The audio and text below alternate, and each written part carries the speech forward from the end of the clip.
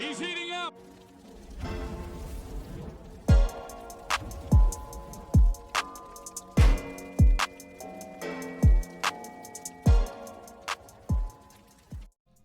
Women's basketball, women's sports in general, y'all stepped in it.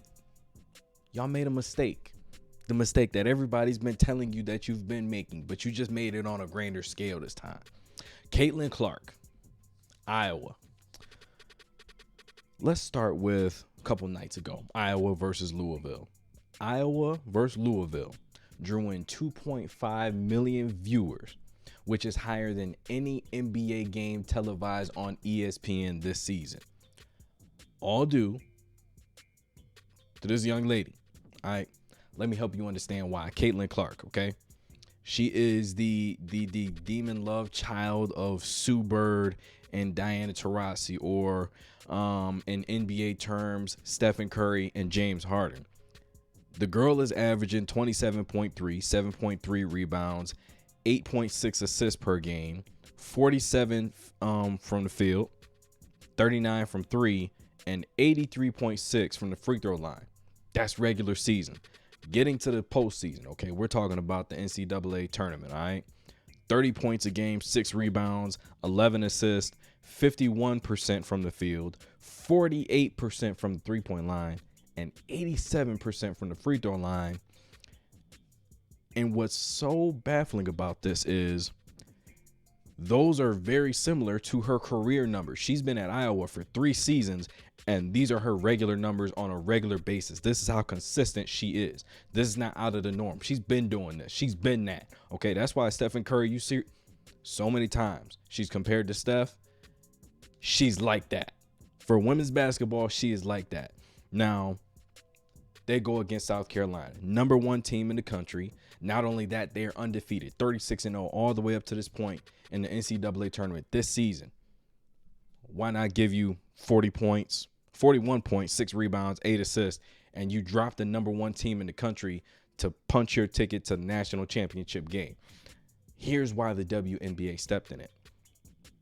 Women's sports in general, you have athletes, you have players that can play the game at a high level. Like I said, Diana Taurasi, one of the greatest of all time. Some people have her as number 1. You've had Maya Moore. You've had Sue Bird, Lauren Jackson, Candace Parker, Lisa Leslie. We're going to take you way back. We're going to go to Cheryl Swoops. We're going to go to Tina Thompson. We're going to go through the whole list and say you've had these athletes for years and years.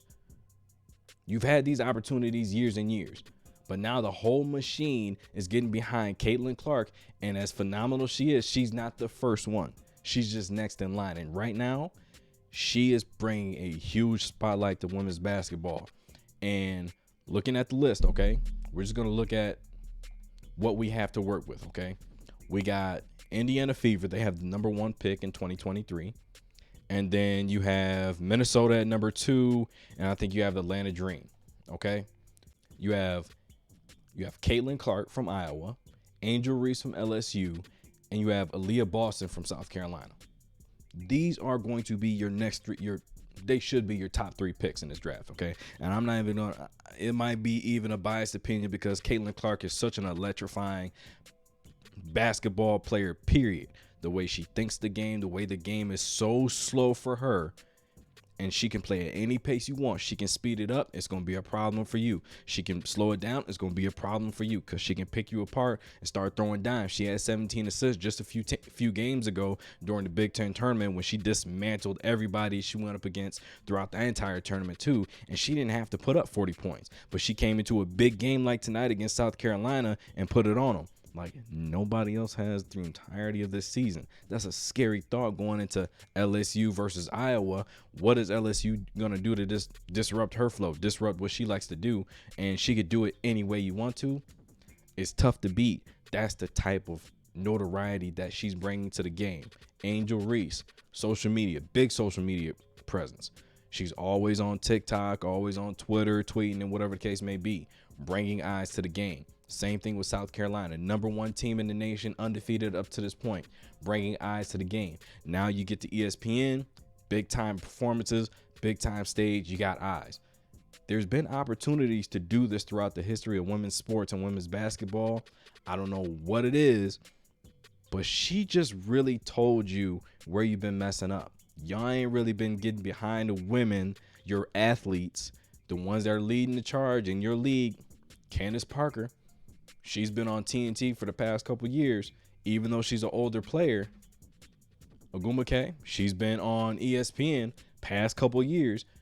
Those are the only ways we know these females. That shouldn't be the case. Candace Parker is one of the greatest female basketball players of all time. Going from the ESPN, going from NCAA to her WNBA career. Now she's transitioning out of the league. You're going to have to figure out, okay, how do we start marketing these players so we don't miss out on opportunities that we had when we had a Candace Parker in her prime, Sue Bird in her prime, or Diana Taurasi in her prime? You better get behind Caitlin Clark. Give this video a like, subscribe to the channel. There's one more for the good guys. He's heating up.